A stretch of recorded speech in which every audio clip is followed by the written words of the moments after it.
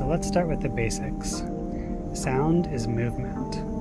Sound is movement. It is waves, vibrations, cells being shaken around, and what we hear is the movement of those particles interacting with each other.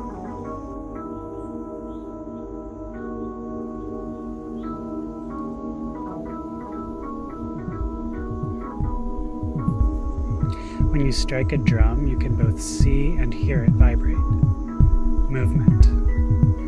These reverberations make it to our ears, and our brains process them as sound. Some sounds we don't hear, like frequencies that are below 20 hertz or above 20 kilohertz. And those sounds don't make it to our brains, but our bodies still process them. We might feel them even if we don't hear them.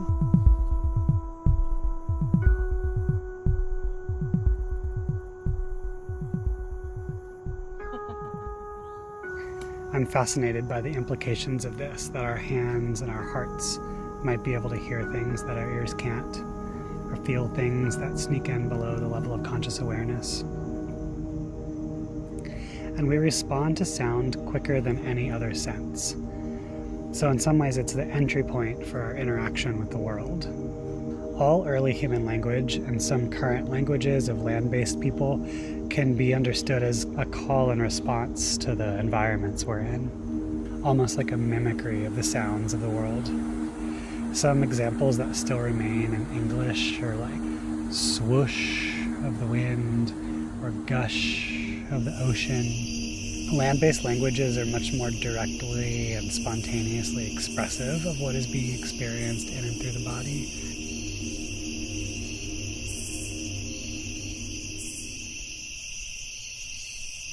I don't know if you can hear the airplane going over me right now, or the wind blowing in the trees that are right above me here, but there are sounds happening around us all the time, which I'm sure you're aware of, and these sounds are constantly having an effect on our bodies, even the sounds that we don't consciously hear or register. Especially in the city or any industrialized place, there's often a just constant flood of sounds happening. Some might call this noise. But noise doesn't just describe sounds that are loud or lacking of melody, though those are usually elements. The term noise is most often used colloquially to describe sound that is unwanted, sound that one is being subjected to, or sound that is coming from an unwanted source, a nuisance, a disruption. But who decides what sounds are wanted or unwanted? Who decides what is pleasant or unpleasant to hear? Noise abatement laws have always been pretty racist and classist, and directed at what society deems as unwanted sound. Poorer areas in neighborhoods of color tend to be places where even more industrial noises take place, usually because of lack of regulations, lack of protections. There's a long history of noise abatement laws and protections being classist and racist, and I don't have time to go into the full spectrum of that, but I do want to talk a little bit about it. A particular shift started to happen in the 17th century that's worth noting. There were a lot of wealth disparities growing as capitalist-style economies began to emerge and as population density increased with urbanization. And this resulted in a situation where there was a large lower class existing in really close proximity to a smaller upper class. And this is where we see the beginning of street music and street performance, and that term of street being used to describe a type of sound or a type of music or a type of performance or a type of person. And these people were generally the target of the first noise abatement laws. Paul Hegarty, in his book Noise/Music, argues that this was one of the main turning points where the streets and all the sounds emanating from the streets, including the hum of pipes, the racket of industry, all started to take on a culturally constructed association of being lower or lesser, unwanted sounds. And of course, in the mid-19th century, industrialization really increased this racket in the streets. Interestingly, this was also the time when glass window panes were invented, which allowed for sound to be blocked out altogether, or, for the most part. And so the idea was born of this indoor-outdoor binary that we're also used to describing now, and of so-called silence, or silent spaces that could, for the right price, create an illusion of individual autonomy within a massive population, where you could have a moment of silence within a crowded city, or where you could have a concert hall that blocked out all of the street music that wasn't the high music of the concert hall. But again, who gets to decide what is noise and what is not? Noise can be so beautiful. Our bodies are wired to be soothed by rhythm and by low hums, drony sounds like ones created by washer machines or radios. And there can be a familiarity with sounds and the associations of sounds that might be really pleasing and pleasant to us. Once the sound comes into our brains make some kind of sense of it and decide if we think that it's dangerous or pleasant or annoying or soothing. It's really a matter of perception, which is a matter of social norms and cultural norms. In the early 20th century, a futurist composer named Luigi Russolo, I don't know if I'm saying that right, but maybe I am, wrote a manifesto about the beauty of the emerging industrial soundscape, which he called the art of noises.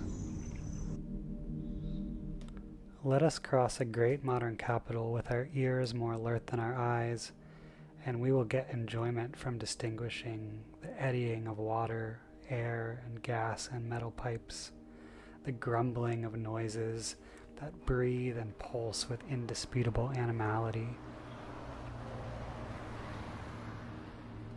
the howl of mechanical saws, the jolting of a tram on its rails, the flapping of curtains and flags.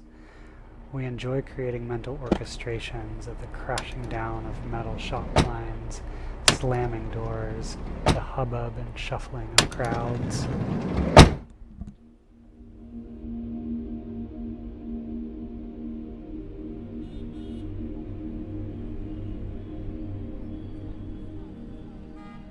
Of course, it's been over 100 years since the futurist movement and Russolo, and this soundscape is no longer new and intriguing like it was.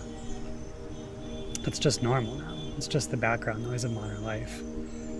And even though it can be so beautiful at times, I think of the composer and theorist John Cage leaving his window open in his New York City apartment for most of his life because of how much he loved the sounds of the city. Right, it can be really beautiful. And also, there is a demonstrative impact on our health and well-being to be constantly immersed in sounds that our bodies are taking in, or even too many sounds for our bodies to take in on a regular basis. And sure, this is a complicated argument because what we register as noise versus sound, as pleasant versus unpleasant, as wanted versus unwanted, is a matter of perception, like I said, and a matter of culture. And as I see it, I think it's also true that if sound registers in the body as stress, it can have a negative impact. Stress, of course, releases cortisol and adrenaline in the body. It actually changes the composition of our blood vessels, making them stiffer, and increased stress levels for a long period of time have negative impacts on the body and actually cut a significant amount of years off of our lives. And studies have shown that there's a direct correlation between stress hormones being released in the body and the decibel levels of sound in our environment.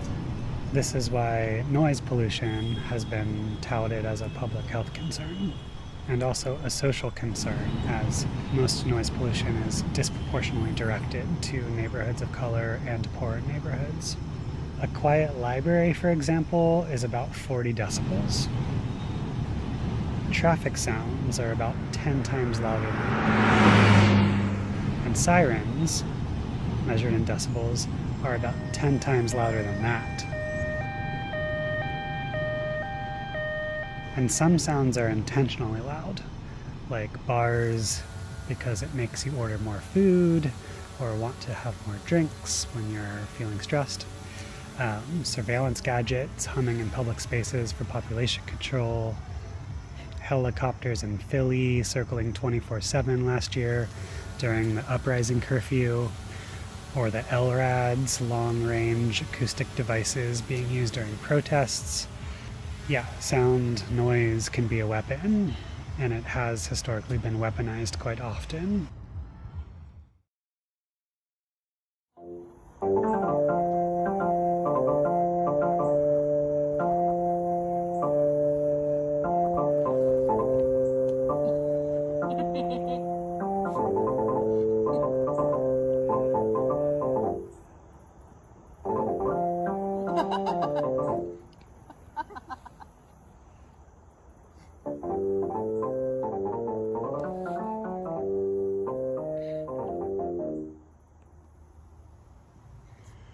Recent experiments in neuroscience have shown that our relationship with a rhythm is predictive, meaning that we are wired to anticipate the next beat accurately without cognitively knowing the time signature.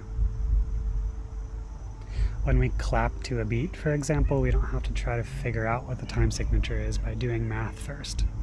Something in us just knows when to clap along. And as we all know, trying too hard can often make it even harder. But that's because we're trying to use our brains to do something that our brain is not actually initiating. When we hear rhythm, our motor reflexes are directly activated. So there's a direct correlation with sound and reflexive movements of the body. Our muscles instinctually move to rhythm.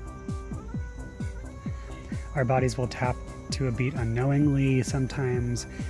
Babies will bob their head to songs instinctually. Rhythm is deeply embedded in our bodies. The vagal nerve, which is associated with emotional regulation, is soothed by repetition and by rocking motions.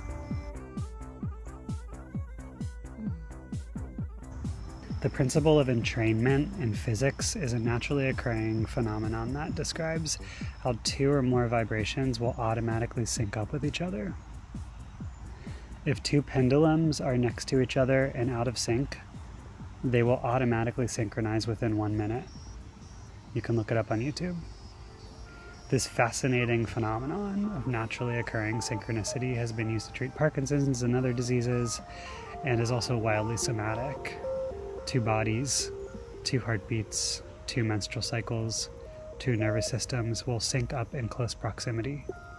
In somatic terms, this is referred to as resonance or co-regulation. Again, one way to listen more deeply is to feel.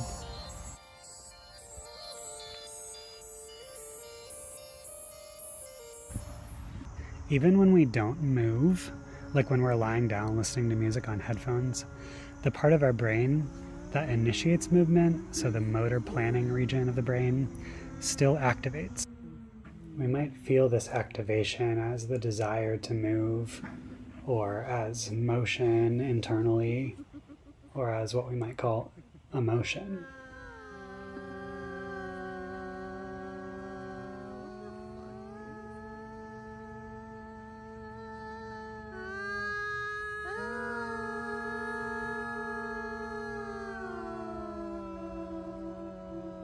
And as we know, sound has such a wild effect on our memory, on our associations. It stirs something in us when we hear sounds. And from a somatic perspective, when outside stimulus creates an internal reaction or a feeling, we call this an emotion. The root word of emotion, as you might notice, is motion. Something in our environment creates a stimulus and we have a bodily response to it, an internal movement. That song made me feel, or that sound scared me, or the wind brushing those trees is soothing. It takes about a half a second for an internal sensation to be processed by our cognition. So, in other words, we feel before we think. And sometimes, once we start thinking about how we feel, we might explain it away. In other words, there can often be a disconnect between our bodies and minds, or our internal knowing and what we might think we know. So we have a feeling that we might want or need to be expressed through movement, but then we stop it with our thoughts, like a muffle being put on a drum. And just like traumatic energy, any kind of energy that gets sort of stuck in the body or stopped from being expressed or blocked can have both a physical and psychological impact on us. Imagine going to a loud, rowdy punk show in a basement and being told you're not allowed to move. Or a club blasting your favorite song and being told you're not allowed to dance.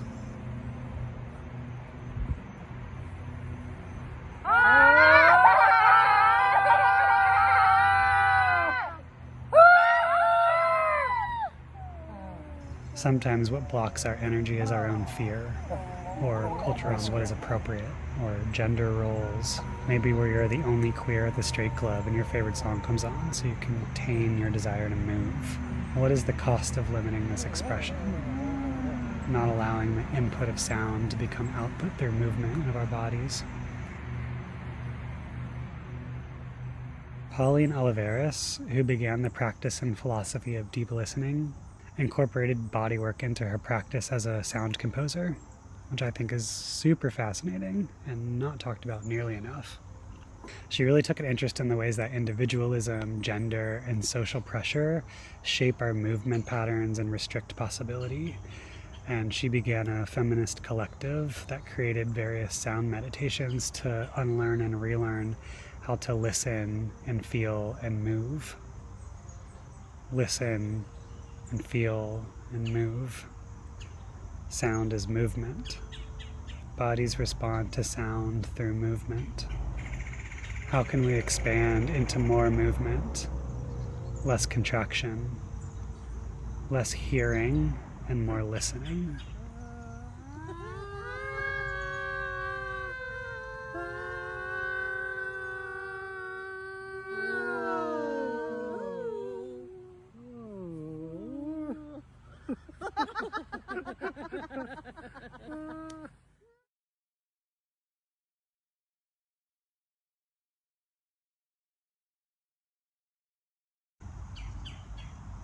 Are you listening now?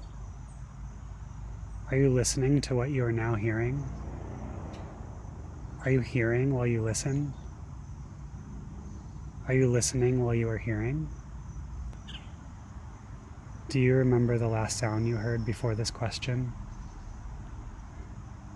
What will you hear in the near future? Can you hear now and also listen to your memory of an old sound? What causes you to listen? Do you hear yourself in your daily life? If you could hear any sound you want, what would it be? Are you listening to sounds now or just hearing them? What sound is most meaningful to you?